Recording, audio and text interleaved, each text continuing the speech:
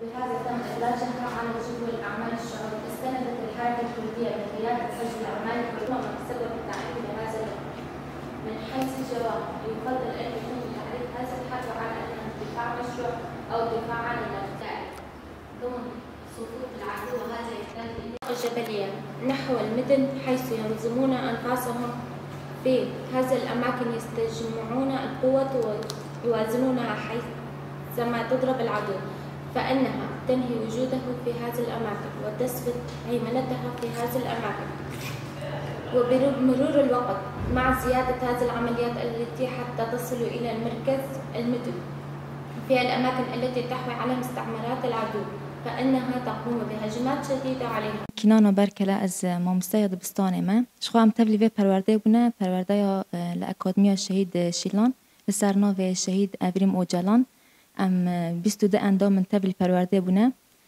14 روزن ام تبلی پرورده بونه و هر اندام مکشمه به اراده خوا و حسکرن تبلی و پرورده بویه جبرکو آرمانج اوکو هر جنکی تبلی پرورده بویه دیروک خوا ناس بکه رولا جنت جواک دا ناس بکه جبو آواکرنا کسایتا جن دناوا جواکی دا شخوا واناین کمد به پرورده برنجی هنکی ام بی باندور بون وکه درسن راستی سرکتی شر گله شورشگری هنکی دیروک آجن مفگران تجواک خازوی حتی رو جامعه ایرو دا باندور و دستلاتداری کل سر جنه هاتی کرن هنک دوی ملی داج مناس کر کیلک و داجی شر واناین ری و ری باز واناین چند اخلاق ما برن شخوا پرورده ما برنگه کی باش در باست بیا و ام سرکفتنش هر جنکه که در باست پرورده باید خوازن و هیویا ما که هر جنکه ناو جواک آمده حس که خواه بری خستم بکه یان ده جه خدا سرکفتی به ام جوه اکید خوازن که تبلی پرورده ببن و خواناس بکه تیدا و راستی خواناس بکه و کسایت که به باندور خدا بده آفا کرن. جیلان داری شفسروک شراداری قنه در واسی اکادمیا شهید شیلان کوبانی بونه دوره شهید افریم او جلان خواسته که مجوه پرورده ده هبو جبو که هم خواناس بکن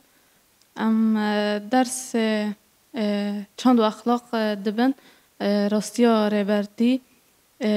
شرگل شورشگری. ناوی من سوزان محمد عیسی از راکاندنا ازایش ما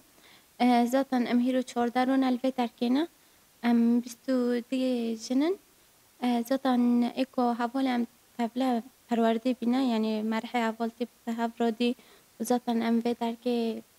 درس فکری دبنه درس راستیا سروکتی جنیلوژیا چند اخلاق